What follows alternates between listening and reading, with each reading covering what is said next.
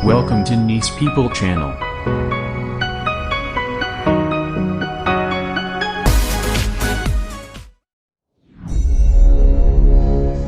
New Mind itu apa sih? Pertanyaan ini muncul kebanyakan dari sahabat yang baru bergabung dengan channel Bosman. Istilah New Mind aslinya hanya pembeda dari cara berpikir pejabat pemerintahan yang berkuasa dan politikus yang selama ini memainkan perannya di kancah nasional dalam 15 tahun terakhir. Orba sudahlah, dilupakan. Jangan pernah beri peluang Orba bangkit lagi. Itu usang. Pemikiran reformasi 1998 ternyata juga tidak membuat bangsa Indonesia menjadi negara superpower dalam 20 tahun ini. Dan politik parlementer saat ini hanya membuat politikus serta penguasa serta oligarki yang bermain yang menjadi kaya dan menjadi makmur. Rakyat kebetulan pinter muterin ekonomi di bawah. Ya, faktanya dari dulu rakyat memang autopilot. Semua ini tidak akan pernah membuat Indonesia berdaulat penuh. Tidak akan bisa membuat Indonesia menjadi negara superpower mengendalikan dunia. Tidak akan. Karena itulah berpikirnya politikus dan pejabatnya hanya membuat rakyat sekedar menyambung hidup, ada makanan di piring rakyat. Beda dengan New Mind. New Mind punya rencana besar, membuat Indonesia menjadi negara pemenang, bangsa yang disegani dan menjadi negara superpower. Menjadi negara superpower itu harus dilepas dari pemikiran pertama adalah hutang dari negara lain untuk kebutuhan rutin pemerintahan yang tidak produktif serta bergantung pada mata uang asing. Ini harus hilang. Jadi untuk sekian kalinya kita uraikan apa itu New Mind dalam Mardigu Nation. Mardigu Nation adalah cara bernegara New Mind. Kita jelaskan ada 3 wilayah cara ekonomi bernegara. Kita belah 4 cara melihatnya. Kiri adalah sosialis, kanan adalah kapitalis, atas dan bawah sekarang. Atas ada elitis, bawah akar rumput.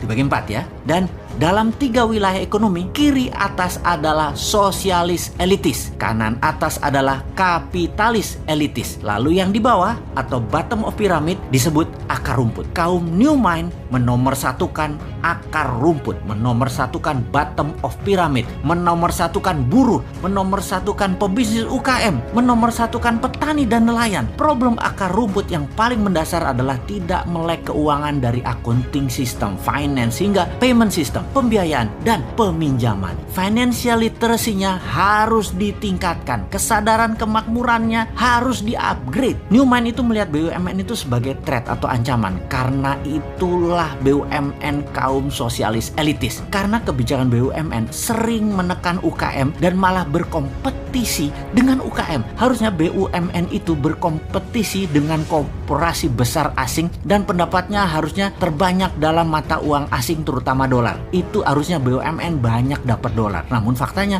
BUMN malah jago impor alias bukan pahlawan devisa. Penghasilannya rupiah dan memakan pasar UKM. Namun secara politik BUMN bisa dijadikan para penguasa sebagai cash mesin dalam tanda petik oleh penguasa dan alat tekan oposisi. Pemiskinan orang atau pengayaan kelompok tertentu bisa diatur demikian. Jadi ketika New Mind mendapatkan kepercayaan rakyat, BUMN dari 800 tinggal 20 kali. Yang kedua, terlihat New Mind itu anti oligarki atau kapitalis elitis kanan atas. Benar, saat ini sejak Orde Baru hingga sekarang oligarki berkuasa penuh. Bahkan pembiayaan seperti bank, uangnya terbanyak ke mereka. Untuk kaum kapitalis elitis, untuk para oligarki, dananya diambil dari akar rumput. Uangnya buat elitis, buat kanan atas, juga buat kiri atas. Sementara akar rumput kalau meminjam bunganya besar, harus ada jaminan. Jaminannya bisa 2 kali lipat dari nilai pinjaman. Lalu lama lagi keluarnya. Sistem old mind selama 7 presiden tidak membuat Indonesia menjadi negara superpower. Mana hasilnya? Bahkan minta 3 kali kesempatan berkuasa lagi. Mana hasilnya? Lalu yang herannya oposisi tidak juga jenius solusi ke depannya. Jadi baik incumbent, partai dan kelompok pendukung incumbent dan oposisi tidak akan menghasilkan Indonesia sebagai negara berdaulat. Kalau kayak gini melihatnya, semua mendem. Old mind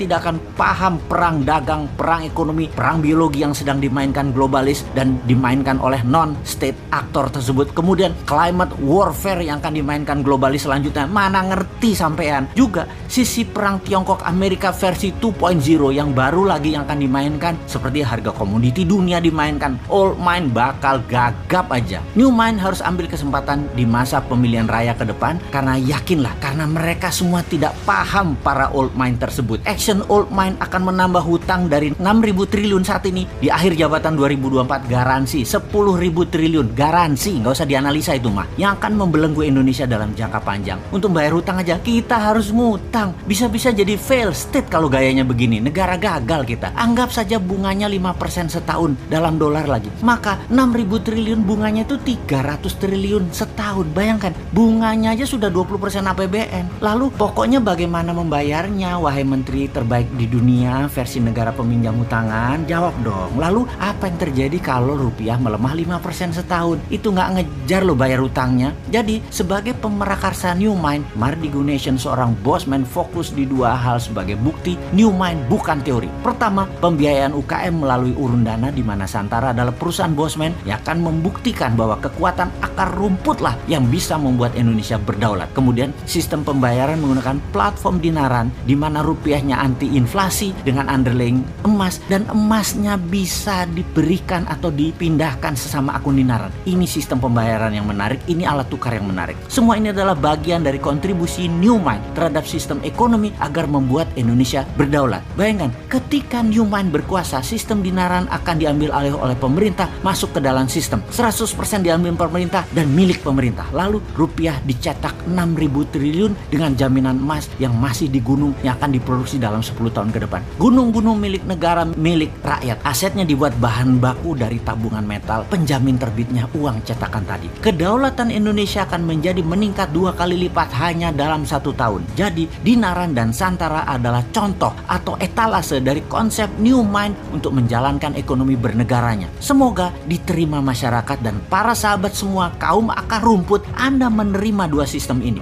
Kita segera batasi elitis. Kita utamakan ekonomi akar rumput. Jangan dibalik, akar rumput dibatasi, elitis dibebaskan. Gimana sih kalian ini bernegaranya? Tempe bener sih.